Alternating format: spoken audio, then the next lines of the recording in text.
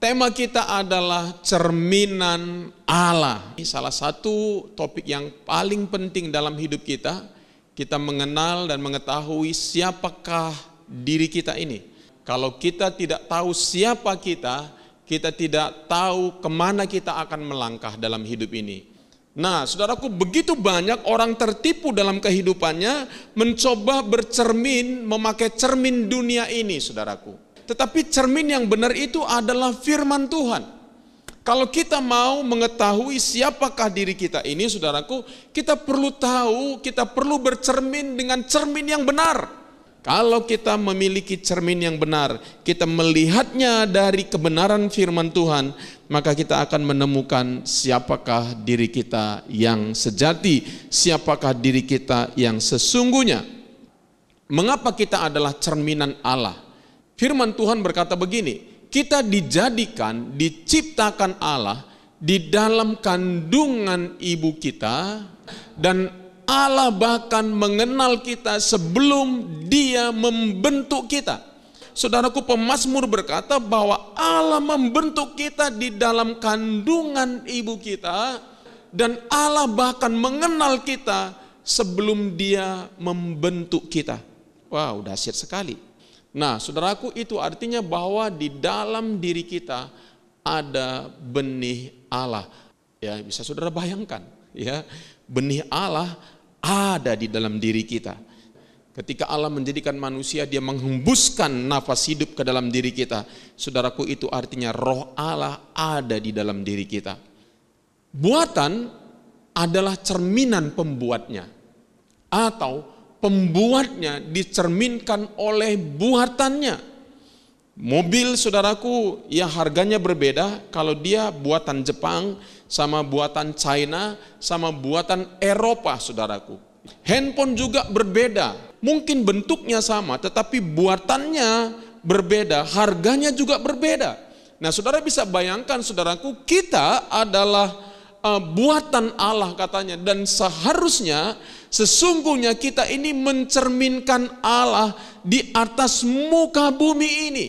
Kita ada di atas muka bumi ini bukan untuk tujuan bumi ini, tetapi kita ada di atas muka bumi ini adalah untuk mencerminkan Allah dimanapun engkau bekerja, apapun status sosialmu, seperti apapun kehidupanmu, kita semua mencerminkan Allah di dalam hidup kita. Kita kerap kali bercermin kepada cermin yang salah. Sehingga seumur hidup kita begitu banyak pergumulan. Mengejar apa yang dikejar oleh dunia ini. Mengejar sesuatu yang kita berpikir itu adalah yang berharga dalam kehidupan kita. Kita lupa, saudaraku, bahwa yang salah satu yang terpenting dalam kehidupan kita ini adalah kita mencerminkan Allah. Ketika kita mencerminkan Allah dalam kehidupan kita, kita akan menemukan kedamaian batin yang sejati dalam kehidupan kita.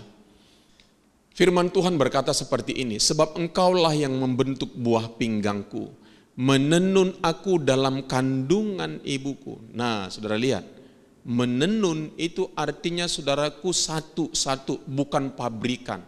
Jadi dalam pemazmur ini berkata, ketika Allah menjadikan kita, saudara, Dia menenun kita dalam kandungan ibu kita, ya, masing-masing kita unik.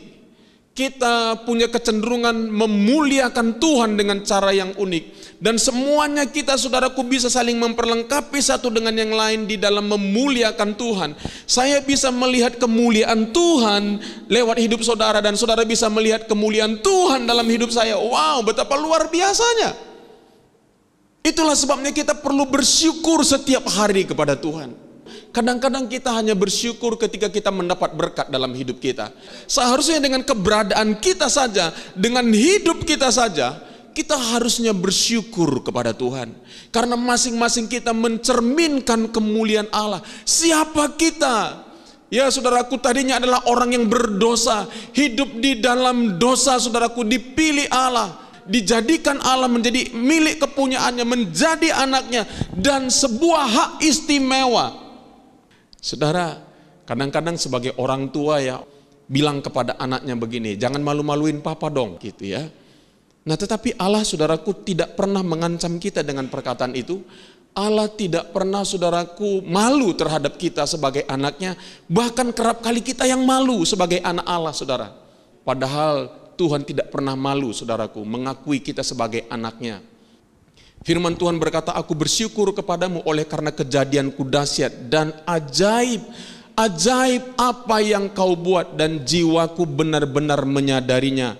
Tulang-tulangku tidak terlindung bagimu ketika aku dijadikan di tempat yang tersembunyi. Di mana itu? Di dalam kandungan ibu kita. Dan aku direkam di bagian-bagian bumi yang paling bawah. Matamu melihat selagi aku bakal anak. Wow. Dan ketika Tuhan melihat kita sebagai bakal anak, dia bilang, wow, dahsyat. Hargai dirimu seperti Allah menghargai engkau. Jangan lihat cermin dunia ini. Orang itu berharga karena prestasinya, karena segala sesuatu yang dari luar. Tetapi kita berharga karena kita adalah ciptaan Allah. Matamu melihat selagi aku bakal anak. Dan dalam kitabmu semuanya tertulis hari-hari yang akan dibentuk. Sebelum ada satupun daripadanya. Dan pemazmur berkata, dan bagiku betapa sulitnya pikiranmu ya Allah, betapa besar jumlahnya. Jika aku mau menghitungnya, itu lebih besar daripada pasir. Apabila aku berhenti, masih saja aku bersama-sama dengan engkau. Dahsyat sekali. Ini lagu, kemanakah aku dapat pergi menjauhi rohmu ya Tuhan. Saudara, saya mau beritahu kepadamu, ya, apakah Tuhan tidak ada bersama dengan engkau? Tetap aja bersama dengan engkau. Ketika engkau tidak bisa merasakan Tuhan, Tuhan tetap ada. Itu luar biasanya Allah kita. Allah yang hebat dan dahsyat. Kita diciptakan serupa dan segambar dengan Allah. Nah, ini poin pentingnya. Berfirmanlah Allah, baiklah kita menjadikan manusia menurut gambar dan rupa kita, supaya mereka berkuasa atas ikan-ikan di laut, burung-burung di udara, di atas ternak, dan atas seluruh bumi, dan atas segala binatang melata yang merayap di bumi. Kita, saudaraku, dijadikan oleh Allah serupa dan segambar dengan Dia. Kita adalah cerminan Allah untuk berkuasa, bukan dikuasai. Kalau kita dikuasai, kita hidup penuh dengan ketakutan, saudaraku. Kita diperbudak, ya. Kita penuh dengan pergumulan. Sebenarnya orang-orang percaya itu berkuasa. Berkuasa artinya merdeka. Berkuasa artinya berotoritas. Ya, kita berotoritas dalam hidup kita. Bahkan di masa-masa yang seperti ini. Dosa merusak gambar Allah dalam hidup kita. Kenapa manusia kecenderungan hatinya katanya melakukan kejahatan di atas muka bumi? Itu dimulai daripada dosa. Dosa itu merusak gambar Allah yang ada di dalam diri kita. Itulah sebabnya pada zaman Nabi Nuh, saudaraku, Allah menurunkan air bah. Ya, karena Allah begitu katanya sampai di dalam Alkitab menyesal telah menciptakan manusia. Karena kecenderungan hati manusia katanya selalu melahirkan kejahatan. Itulah sebabnya Yesus mati di kayu salib untuk mengembalikan kita kepada gambar Allah yang semula. Ingat, kita hanya bisa beroperasi dengan baik. Jadi salah satu tujuan hidup kita kembali adalah sebuah proses kembali kepada gambar Allah yang sejati. Nah, jadi jangan saudara kita mendapatkan banyak hal dalam hidup kita, tapi kita kehilangan gambar Allah yang sejati. Jadi salah satu tujuan kita dalam kehidupan ini adalah untuk kembali kepada proses apa? Proses kembali memiliki gambar Allah yang sempurna dalam kehidupan kita. Jadi apapun yang kita kerjakan, apapun yang kita lakukan dalam kehidupan kita, itu adalah salah satu proses mengembalikan kita, keserupaan dan kesegembaran kita dengan Allah dalam kehidupan kita. Hanya dengan itu kita boleh menjadi berkat dalam hidup ini. Nah, yang kedua, kita mencerminkan Allah melalui proses perubahan pikiran, keintiman dan pertumbuhan karakter serupa dengan Kristus. Nah, saudaraku, betapa pentingnya kita mengalami perubahan pikiran. Ya, lewat perubahan pikiranlah kita akan menjadi serupa dengan Kristus. Salah satunya, saudaraku, firman Tuhan bilang begini. Efesus 4 ayat 23 dikatakan begini, supaya kamu dibaharui di dalam roh dan pikiranmu. Tetapi saya lebih suka, saudaraku, dalam sebuah terjemahan bahasa Inggris dari NIV berkata begini, to be made new in the attitude of your minds. Jadi saudaraku, sikap dibuat baru di dalam sikap daripada pikiranmu. Nah saudaraku, ternyata di dalam diri kita ini, di dalam pikiran-pikiran kita ini sudah ada sikap-sikap. Kalau berbicara sesuatu udah ada sikap pikiran kita. Berbicara apapun kita udah punya sikap. Cara kita memandang sesuatu, cara kita bertindak terhadap sesuatu sudah ada di dalam pikiran kita. Makanya Paulus mengingatkan, jangan menjadi sama dengan orang-orang yang tidak mengenal Allah, dengan pikirannya yang sia-sia. Sekalipun saudara kita sudah dilahirkan baru, tapi kita tidak mengalami pembaharuan pikiran, kita tidak diperbaharui daripada sikap dari pikiran kita, maka hidup kita sama dengan dunia ini. Betapa pentingnya kita mengalami pembaharuan pikiran setiap hari. Kalau enggak, hidup kita enggak berubah, saudara. Sekalipun Roh Allah sudah ada di dalam diri kita. Makanya firman Tuhan berkata, hendaklah kamu berubah oleh pembaharuan budimu, pembaharuan pikiranmu. Efesus 4, 16 dan 17 dikatakan, mereka itu dari pikiran, perasaan mereka sudah tumpul, mereka melakukan kejahatan kembali. Dan pernyataan ini benar menurut saya, saudara. Seseorang berkata begini, perhatikan pikiranmu, pikiran itu akan jadi perkataan. Ketika saudara berpikir mencurigai seseorang, maka pikiran mencurigai itu akan keluar dalam bentuk perkataan. Jadi perhatikan pikiran Anda, pikiran itu akan jadi perkataan. Perhatikan perkataan Anda, itu akan jadi tindakan. Perhatikan tindakan Anda, itu akan jadi kebiasaan. Perhatikan kebiasaan Anda, kebiasaan itu akan menjadi karakter. Dan perhatikan karakter Anda, karena itu akan menjadi masa depan Anda. Artinya apa? Gantikan pikiran-pikiran duniawimu, gantikan pikiran-pikiranmu yang tidak sesuai dengan kebenaran, gantikan dengan firman Allah. Makanya firman Tuhan berkata, renungkanlah firman itu siang dan malam. Sama seperti tubuh kita perlu makan, pikiran kita juga perlu diberi makan. Setiap pagi, beri makan pikiranmu dengan hal-hal yang baik. Beri makan pikiranmu dengan kebenaran. Renungkan kebenaran tersebut sampai membuat sebuah jaringan baru di dalam pikiranmu. Gantikan pikiranmu.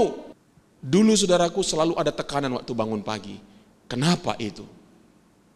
Tapi ketika saya mulai belajar, saudaraku, ingat, sebuah kebiasaan baru akan kita peroleh kalau itu kita tekun lakukan selama 63 hari. Maka bersyukur sekarang menjadi bahagian hidupmu dan otomatis. Firman Tuhan kepada Yosua berkata, jangan engkau lupa memperkatakan kitab Taurat ini. Pesan Tuhan ketika mereka memasuki tanah Kanaan, bukan atur barisan dan lain sebagainya. Pesan Tuhan, jangan engkau lupa memperkatakan kitab Taurat, tetapi renungkanlah itu siang dan malam. Aneh. Apa yang menyebabkan bangsa Israel enggak masuk tanah Kanaan? Pikiran mereka masih di Mesir. Masih pikiran Mesir. Kenapa banyak orang tidak menikmati janji-janji Tuhan? Karena mereka masih memiliki pikiran-pikiran duniawi yang belum berubah. Makanya hidup mereka tidak berubah. Mereka tidak menikmati janji-janji Tuhan. Mereka hidup dengan kekuatan mereka semata-mata. Firman Tuhan berkata, orang benar hidup karena iman. Bukan karena kekuatan dan kerja kerasnya. Berkat Tuhanlah yang menjadikan kaya, susah payah tidak menambahinya. Apa yang kau alami kalau engkau memiliki iman, pengharapan dan kasih dalam hidupmu, kau tidak pernah berhenti. Apapun yang orang lakukan kepadamu, kau akan berkata, Tuhan pasti akan tolong aku lagi. Tuhan pasti akan berkati aku lagi. Aku adalah anak Tuhan. Tuhan pasti tolong aku kembali. Kenapa? Pikiran saudara-saudara sudah perlengkapi dengan hal-hal yang demikian. Saudara berkata, tidak ada yang bisa menghentikan aku sebab Allahku yang memberkati hidupku. Tidak ada yang bisa melakukan apapun kepadaku karena Allahku selalu memberkati. Saudara akan memiliki semangat, saudara akan memiliki pengharapan dalam kehidupanmu. Jadi saudara, kalau engkau mau mengubah masa depanmu, pertama-tama lihat pikiranmu. Betapa hebatnya kuasa pemikiran kita, saudara. Nah, coba lihat. Di dalam pemikiranmu ada iman atau ada kemustahilan. Selalu ada batasan. Ya, selalu ada hal-hal yang membatasi hidup saudara. Enggak mungkin, mana bisa. Setiap kali ada kesempatan saudara bilang enggak mungkin. Saudara selalu melihat orang lain tidak menyukai saudara. Saudara selalu melihat orang lain menentang hidup saudara. Selalu saudara melihat kesialan dalam hidup saudara. Bayangkan saudara.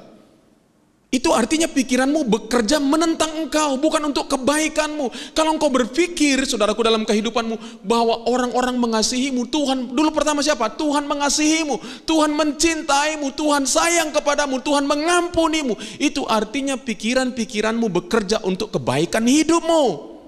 Itulah sebabnya makanya perlu dikonsumsi firman Tuhan yang demikian. Tapi kalau engkau berpikir Tuhan menghukummu, Tuhan tidak mencintaimu, Tuhan membedakan engkau, selalu kesialan datang dalam hidupmu, itu artinya pikiran-pikiranmu bekerja melawan, menentang hidupmu. Dan kau harus bergumul dengan pikiran tersebut. Kenapa enggak berpikir bahwa Tuhan mengasihimu, orang-orang di sekitarmu juga menyukaimu.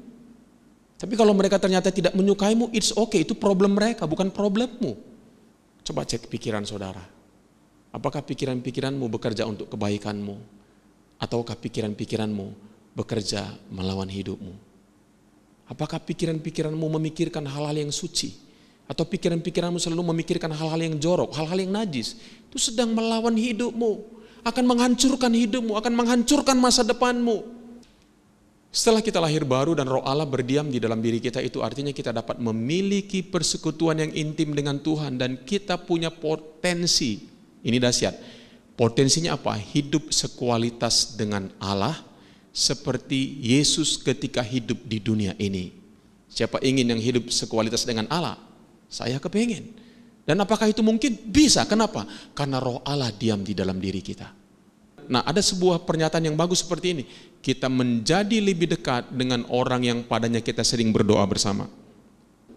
Kenapa keluarga itu enggak harmonis? Kenapa keluarga susah sekali bisa sepakat? Kenapa keluarga susah kali sepikiran? Demikian juga dengan gereja. Kenapa gereja, anggota gereja, komsel dan lain sebagainya susah sepakat? Kenapa? Karena jarang doa sama-sama. Kalau papamu, mamamu, teman-temanmu belum bertobat, doakan dulu. Berdoa buat mereka. Maka perkataan-perkataanmu itu akan memiliki wibawa kepada mereka. Perkataan-perkataanmu itu akan nancep ke dalam diri mereka. Mungkin kau berkata-kata sederhana saja, tapi kata-kata itu begitu dalam di dalam hidupnya, begitu mengubahkan hatinya. Kenapa? Karena saudara doain terus. Dan yang berikutnya apa katanya? Dan kita akan menjadi sama kepada siapa kita berdoa. Saya enggak buat di sini, dalam kitab Pemazmur bilang begini. Mereka menyembah berhala, yang punya mata tapi enggak bisa melihat, yang punya tangan tapi enggak bisa begini. Dan Alkitab seterusnya berkata begini, mereka menjadi sama dengan yang mereka sembah. Wow, artinya apa? Kalau kita menyembah Allah, itu artinya apa? Kita akan memiliki keserupaan dengan Allah. Spiritnya Allah, kekuatannya Allah, hidupnya Allah akan diimpartasikan kepada kita. Dan sesudah itu kita bisa berkata, hidupku bukannya aku lagi, tetapi Kristus yang hidup dan diam di dalam aku. Sehingga ketika kita melakukan aktivitas kita, Allah lah yang bekerja lewat kehidupan kita. Ketika kita berdoa kepada Allah dengan intim, maka kita akan menjadi sama seperti Allah, sifat-sifat Allah dan kuasa Allah bermanifestasi lewat hidup kita. Nah ini, saudara lihat, kita bisa hidup dengan penuh kasih, sukacita, damai, sejahtera, kesabaran, kebaikan, kelemah lembutan, kesetiaan, pengendalian diri, menggantikan apa? Nah, ini di masa pandemik ini, ketakutan, kesombongan, sifat lekas marah, ketidaksabaran, membanggakan diri, sikap tidak mau mengampuni, pilihan-pilihan yang salah, problem-problem emosional masa lalu yang menghancurkan kita. Kita punya potensi hidup dengan yang di atas. Kita memiliki potensi hidup dengan penuh kasih. Ya, bukan dengan penuh ketakutan. Kita punya potensi hidup dengan penuh sukacita. Bukankah ini yang dicari orang hari-hari ini? Damai, kesabaran, kebaikan, kelemah lembutan, kemurahan hati, kesetiaan. Menggantikan hidup yang lama kita, ketakutan, kesombongan, sikap, sifat lekas marah, ketidaksabaran, membanggakan diri, sikap tidak mau mengampuni, pilihan-pilihan yang salah, problem-problem emosional, masa lalu yang menghancurkan kita. Dengar baik-baik, kita akan menjadi apapun sesuai dengan fokus utama kita. Kalau fokus hidupmu adalah persekutuanmu dengan Allah, kalau fokus hidupmu adalah merenungkan firman Tuhan, engkau akan menjadi sama seperti firman tersebut dan engkau akan menjadi sama seperti Allah dalam hidupmu. Karena apa? Kita akan menjadi apapun sesuai dengan fokus utama kita. Apa fokus utamamu hari ini? Engkau akan menjadi sama seperti itu. Kalau fokus utamamu adalah ketakutan, maka hidupmu penuh dengan ketakutan. Kalau fokus utamamu kasih, maka engkau bisa melihat semua orang dengan penuh kasih dan bisa mengimpartasi kasih kepada orang lain. Jangan gantikan cerminan kemuliaan Allah. Engkau adalah pengusung cerminan kemuliaan Allah. Jangan gantikan itu dengan apa? Kebendaan, segala sesuatu yang engkau peroleh di dalam hidup ini. Tidak salah engkau memperoleh segala sesuatu, tetapi itu bukan tentang siapa engkau. Siapa engkau adalah pengusung gambar Allah di dalam kehidupanmu. Jangan gantikan. Firman Tuhan berkata begini, sebab sekalipun mereka mengenal Allah, mereka tidak memuliakan Dia sebagai Allah dan mengucap syukur kepadanya. Sebaliknya, lihat, pikiran mereka menjadi sia-sia. Hati-hati dengan pikiran yang sia-sia, dan hati mereka yang bodoh menjadi gelap. Mereka berbuat seolah-olah mereka penuh hikmat, tetapi mereka telah menjadi bodoh. Firman Tuhan berkata, mereka menggantikan kemuliaan Allah yang tidak fana dengan gambaran yang mirip dengan manusia yang panah, burung-burung, binatang-binatang berkaki empat, atau binatang-binatang yang menjalar. Saudara, kadang-kadang unik saudaraku, ya, orang melihat kita selalu melihat penampilan kita. Kalau orang dengan penampilan yang, saya tidak menyalahkan penampilan tentunya, tetapi orang selalu akan membedakan, tempat duduk aja beda. Coba kalau saudara datang dalam satu pertemuan, sama-sama nggak dikenal, satu pakai jas, pakai mobil mewah dan lain sebagainya, saudara pasti disuruh duduk di bagian depan. Tapi kalau saudara datang dengan biasa-biasa, pakai helm misalnya saudaraku, dan lain sebagainya, saudara akan bilang, tunggu dulu ya, nanti dicari tempatnya. Ya itulah memang cara manusia, saudara. Manusia selalu menghargai hal-hal yang fana.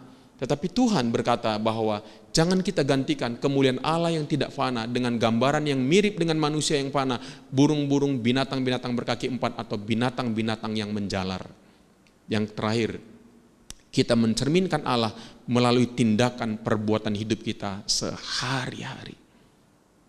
Orang semuanya punya agama di Indonesia ini. Perlu kita memberitakan Injil. Tetapi Fransiskus dari Asisi berkata begini, beritakanlah Injil lewat perbuatanmu, kalau perlu pakai kata-katamu. Selama dia hidup, dia memberi dampak yang luas, saudaraku. Dia membangun banyak hal-hal yang sangat positif untuk memberkati orang-orang yang tidak mengenal Tuhan. Dia berkata, beritakanlah Injil lewat perbuatanmu, kalau perlu pakai kata-katamu. Karena kita ini buatan Allah, diciptakan dalam Kristus Yesus untuk melakukan pekerjaan baik yang dipersiapkan Allah. Sebelumnya Ia mau supaya kita hidup di dalamnya. Saudara, berdoalah kepada Tuhan. Tuhan, apa yang aku harus lakukan? Izinkan Tuhan menuntun engkau, saudaraku. Saya percaya bahwa dimanapun, apapun yang kau kerjakan, ini bukan bicara tentang apa yang kau kerjakan. Ini bicara tentang bagaimana engkau menjadi cerminan Allah. Bagaimana engkau menjadi saksi Kristus. Karena firman Tuhan berkata, carilah dahulu kerajaan Allah dan kebenarannya, maka semua akan ditambahkan kepadamu. Pekerjaanmu penting, iya, tapi jauh lebih penting oleh hidupmu, di tempat pekerjaanmu, apapun usahamu, engkau boleh membawa orang datang kepada Kristus. Itu jauh lebih penting. Kenapa? Karena itulah nanti yang menjadi kemuliaanmu di surga. Itulah yang akan menjadi mahkotamu di surga. Yang terakhir, di dalam Kristus tidak ada pengangguran. Sebab apa? Sebab Allah sudah menyediakan pekerjaan baik buat masing-masing kita, bahkan sebelum dunia dijadikan.